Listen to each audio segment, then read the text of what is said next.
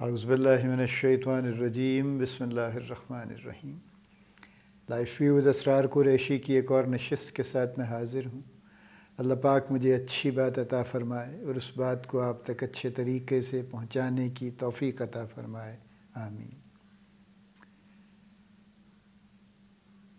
हम बात कर रहे हैं how to cope up with the mental health issues, और मैंने कहा था कि हम इन 3 इश्यूज़ को पहले ले लेते हैं। इनकी डिस्कशन भी हमने कर ली, एंग्जाइटी, स्ट्रेस और डिप्रेशन की। बर्नआउट को हम बाद में अलग से लेंगे। एंग्जाइटी और स्ट्रेस की भी बात हमने पिछली 3 नशिस्तों में हमने कर ली कि कौन से मैकेनिज़्म हैं जिनसे आप कोप कर सकते हैं और कौन सी 5 चीज़ें हैं जो नहीं करनी चाहिए। मैंने 9 मैकेनिज़म्स की बात की थी कि जिनसे आप कोप कर सकते हैं, और 5 डोंट्स की बात की थी कि ये प्लीज़ मत कीजिएगा एंग्जाइटी और स्ट्रेस को मैनेज करने के लिए। अब हम बात शुरू करते हैं डिप्रेशन की।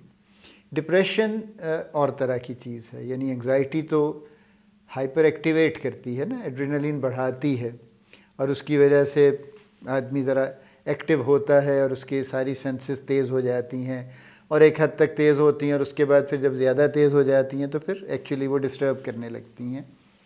Depression is not related to adrenaline. Depression is related to serotonin basically, chemically अगर हम बात करें। और डिप्रेशन के मैंने जैसे साइंस की बात की थी कि there is low mood, loss of interest है, लॉस ऑफ फोकस है, वर्थलेसनेस है, हेल्पलेसनेस है, होपलेसनेस है कि कुछ नहीं रह गया बाकी ज़िंदगी में, कोई फ़ायदा नहीं। एक अजीब उदासी है, अननोन किस्म की, एंडोजिनस किस्म की, और डूम्ड फीलिंग है कि पता नहीं क्या होने वाला है और बस ज़िंदगी का कोई मकसद नहीं है और ज़िंदगी का कोई फ़ायदा ही नहीं है, ज़िंदा रहने का ही कोई फ़ायदा नहीं है। And there is a tendency to crying also, छोटी छोटी बातों पे, और ऑब्वियसली नींद डिस्टर्ब हो जाती है, जनरली ख़राब हो जाती है, ज़्यादा भी हो सकती है, कम भी हो सकती है, डिस्टर्ब भी हो सकती है, लेकिन नींद का पैटर्न बहरहाल इफ़ेक्ट होता है। भूख भी इसी तरह से चेंज हो जाती है, ज़्यादातर लोग उनकी भूख कम हो जाती है, कुछ लोगों की बढ़ भी जाती और वो ज़्यादा खाने लगते हैं इस परेशानी के आलम में। एनीवे, सो ये उसके सिम्टम्स हैं। Depression is more like a chronic state, यानी एंग्जाइटी तो जैसे मैंने एग्ज़ाम्पल कई दफ़ा दे चुका हूँ पब्लिक स्पीकिंग की, कि अगर आपकी पब्लिक स्पीकिंग 5 मिनट की है या 10 मिनट, 15 मिनट, 1 घंटे की भी है, तो आप एक्चुअली शुरू के चंद मिनट एंग्जाइटी का शिकार होते हैं ज़्यादा, उसके बाद आप सेटल हो जाते हैं और फिर आपकी बाकी की प्रेजेंटेशन ठीक हो जाती है। उसमें आपकी एंग्जाइटी का लेवल वो नहीं होता, होता है कुछ, लेकिन वो नहीं होता जो शुरू में होता है। लेकिन डिप्रेशन इस तरह से नहीं है कि अभी हुई और अभी कम हो गई। Depression takes time to get in actually, and it stays, और इसको निकालना ज़रा थोड़ा सा यूँ कह लीजिए कि ज़्यादा तवज्जो मांगता है as compare to anxiety and stress actually. और डिप्रेशन की होने की वजह भी ऐसे ही है कि ये जैसे मैंने कहा अचानक चूँकि नहीं होती, तो देयर आर फैक्टर्स जिनकी हम बात ऑलरेडी कर चुके हैं कॉजेज़ में, कि देयर आर फैक्टर्स जो मुस्तकिल रहते हैं, तो होते होते फिर डिप्रेशन सेट इन हो जाता है। लेट्स से कोई शख्स है, कोशिश कर रहा है बार बार, और उसकी कोई कोशिश कामयाब नहीं हो रही, तो फिर उसकी रेजिलियंस का एक लेवल है जहाँ तक वो कोशिश करता है, और उसके बाद फिर उसकी हिम्मत जवाब दे जाती है और फिर वो डिप्रेशन में चला जाता है कि बस मेरी तो कोई चीज़ चलती नहीं, मेरे काम करने का कोई फ़ायदा नहीं, मेरी किस्मत में नाकामी लिखी है, वगैरह वगैरह वगैरह। जब ये चीज़ें तारी होने लगती हैं तो फिर आदमी नीचे को चला जाना शुरू हो जाता है। So it takes time to set in and takes time to go away also. लेकिन बहरहाल डिप्रेशन है, यानी कुछ तो साइकेट्रिक प्रॉब्लम्स में डिप्रेशन एज ए कंपोनेंट आता है, लेकिन depression alone as a problem itself भी कॉमन है। आजकल के दौर में जैसे मैंने कहा, चूँकि स्ट्रेसेस बहुत ज़्यादा हैं, और स्ट्रेसेस भी उस टाइप की हैं जिसमें you really feel handicapped at times and helpless कि क्या करें, किधर जाएं। अब ये जैसे हमारे यहाँ भी जो कुछ चल रहा है पाकिस्तान में इस वक्त, तो किससे जाएं, किससे फरियाद करें, कोई रिलीफ़ की सूरत नहीं है, कहीं नहीं है।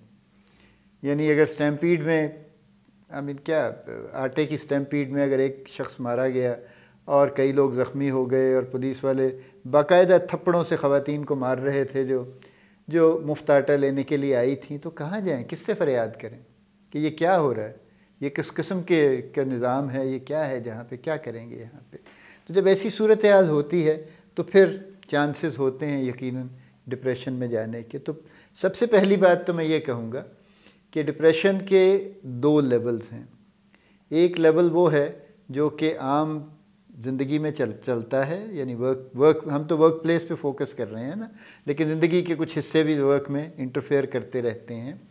सो वर्क रिलेटेड जहाँ पे कांस्टेंट आप डिस्क्रिमिनेशन का शिकार हैं, कांस्टेंट आप इग्नोर हो रहे हैं, आपकी प्रमोशन नहीं हो रही, आपको वक्त पे आपको प्रॉपर इंक्रीमेंट नहीं मिल रही, आपका बॉस टॉक्सिक है, आपका बॉस आपके हक़ में नहीं है, वो आपको रखना भी नहीं चाहता, निकालता भी नहीं है, और वो आप एक कॉन्स्टेंटली यानी एक टाइट कॉर्नर में रह रहे हैं, और वो स्ट्रेस बढ़ते बढ़ते आप फाइनली डिप्रेस्ड हो जाते हैं। ये एक तरह की डिप्रेशन है। एक बाकायदा क्लिनिकल डिप्रेशन होती है, यानी जो इसी की अगली स्टेज है, यूँ कह लीजिए ज़्यादा सीवियर है, और जो साइकेट्रिक प्रॉब्लम दूसरी के उसमें एज ए कॉम्पोनेंट भी आती है। तो अगर तो वो स्टेज है क्लिनिकल डिप्रेशन की, तो फिर ज़रूरी है कि साइकेट्रिक हेल्प ली जाए। फिर ये ख़ुद से मैनेज करना मुश्किल हो जाएगा, नहीं हो पाएगी ऑनेस्टली। इसके लिए ज़रूरी है कि आप साइकेट्रिक हेल्प लें, और बाकायदा उसका ट्रीटमेंट जो भी डॉक्टर रिकमेंड करेगा, साइकेट्रिस्ट रिकमेंड करेगा, साइकेट्रिस्ट के पास जाइए। ये साइकोलॉजिस्ट का काम नहीं है, ये आम डॉक्टर का भी काम नहीं है। साइकेट्रिस्ट के पास जाइए, वो जो थेरेपी रिकमेंड करेंगे वो उसके मुताबिक आप वो दवाइयाँ लीजिए, और वो दवाइयाँ भी आपको रेगुलर लेनी पड़ेंगी। ये वो वाला सिस्टम नहीं है कि आधी गोली एक गोली खा ली, ये आपको बाकायदा लेनी पड़ेंगी, और for a period of time लेनी पड़ेंगी, जिससे फिर आपका मूड एलिवेशन की तरफ जाएगा, आप स्टेबलाइज होंगे, और उसके बाद भी आपको दवाई कुछ अर्सा लेनी पड़ेगी। और फिर the doctor will, the psychiatrist will decide कि आपको दवाई किस स्टेज पे टेपर ऑफ करके बंद करनी है या जैसे भी करनी है। सो अगर वो स्टेज है तो फिर इसमें झिझकिए मत, ना इसमें कोई खुदा ना खास्ता कोई ख़राबी है। बीमारी कोई भी हो सकती है ना, फिज़िकल बीमारियां भी तो होती हैं, उन सब के इलाज नहीं होते क्या? करते हैं, बड़े बड़े लंबे इलाज करते हैं अगर ज़रूरत पड़ती है। तो टीबी का इलाज होता है ना 6-7 महीने के लिए, अब भी होता है। इसी तरह से ब्लड प्रेशर की दवाइयाँ सारी उम्र लोग खाते हैं, और बड़े शौक़ से बताते भी हैं कि बस जी मेरा तो ब्लड प्रेशर जी बढ़ गया था जी, बस वो आपको पता है ना जी, बस फिर डॉक्टरों के पास मैं गया था जी, फ़लाने के पास, तो बस 4 दवाइयाँ जी मैं खाता हूँ रोज़। इसको बड़े फ़ख्र से बताते हैं, ठीक है। तो यानी मैंने ये देखा है कि लोग डायबिटीज़ छुपाते हैं, नहीं बताते, क्योंकि उससे खाने पर रिस्ट्रिक्शन आती है ना ज़रा, लेकिन ब्लड प्रेशर लोग नहीं छुपाते, वो अमूमन बता देते हैं कि हाँ जी मेरा ब्लड प्रेशर ज़्यादा है, as if it is a matter of pride, you know, somehow. तो डिप्रेशन भी बीमारी है, इलाज कर लेना चाहिए उसका। आप बेशक नशर मत कीजिए कि जी मैं दवाइयाँ खा रहा हूँ, लेकिन आप अपने तौर पे आप डॉक्टर के पास, साइकियाट्रिस्ट के पास जाइए और इलाज शुरू कीजिए। तो ये ज़रूरी है, और सिर्फ इलाज ज़रूरी नहीं है, यानी दवाइयाँ ज़रूरी नहीं है, उसके साथ भी जो सेट ऑफ इंस्ट्रक्शन आपको मिलेगा, जो कुछ करने की ज़रूरत है वो ज़रूर कीजिए। देखिए, आई डू अंडरस्टैंड कि हमारे यहाँ उस तरह से फ़िज़िकल एक्सरसाइज का रिवाज भी नहीं है, यानी एक फ्रैक्शन है ना लोगों की जो बाकायदा फ़िज़िकल एक्सरसाइज करती है, बहुत ही कम है, बहुत ही टाइनी फ्रैक्शन है। कई और मुल्कों में मैंने देखा है लोग, हर उम्र के लोग बाकायदा एक्सरसाइज कर रहे होते हैं।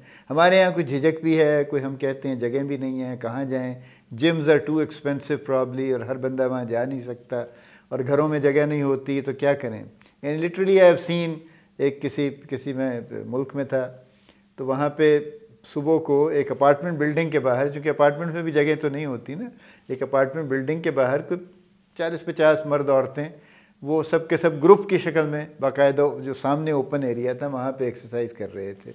हम नहीं करेंगे यहाँ पे, हमारे यहाँ ऐसा नहीं होगा, क्योंकि अगर कोई 10 लोग एक्सरसाइज करने लगेंगे तो 100 लोग मेला देखने के लिए आ जाएंगे वहाँ पे।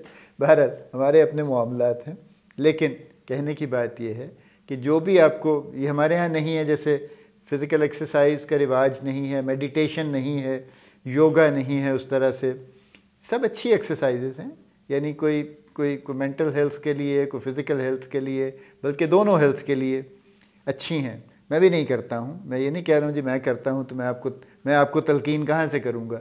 जो काम मैं ख़ुद नहीं करता वो मैं आपको कहाँ से करूँगा। The only thing I love is walk. वो जितनी मुझे तौफीक होती है, जितना मुझे टाइम मिलता है, वो मैं ज़रूर करने की कोशिश करता हूँ। बाकी एक्सरसाइजेज़ कोई मैंने कभी भी कोई ज़्यादा दिलचस्पी नहीं ली उनमें। बट एनीवे, अगर आप इंटरेस्टेड हैं तो ज़रूर कीजिए, there is nothing wrong with that. So 2 चीज़ें तो बुनियादी हैं। इससे अगली बात फिर हम बाद में करेंगे कि अगर आप समझते हैं कि आपका डिप्रेशन सीवियर है तो फिर बिल्कुल देर मत कीजिए, आप साइकियाट्रिस्ट के पास जाइए और अपना ट्रीटमेंट कीजिए। और उसके साथ जो सपोर्टिव ट्रीटमेंट है मुख्तलिफ़ शक्लों में, जो भी वो आपको एडवाइस करें वो भी ज़रूर कीजिए। तो इंशाल्लाह आपको वो जो आपकी बेहतरी शुरू होगी ना, वो बाकी कामों पर रिफ़्लेक्ट होने लगेगी। बाकी और जो कोपिंग मैकेनिज़म्स हैं उनकी बात हम अगली नशिस्त में करते हैं इंशाल्लाह। अल्लाह पाक आपको बड़ी कामयाबियाँ अता फ़रमाए। अल्लाह पाक आपका हामी और नासिर हो, हम सब का हामी और नासिर हो। आमीन।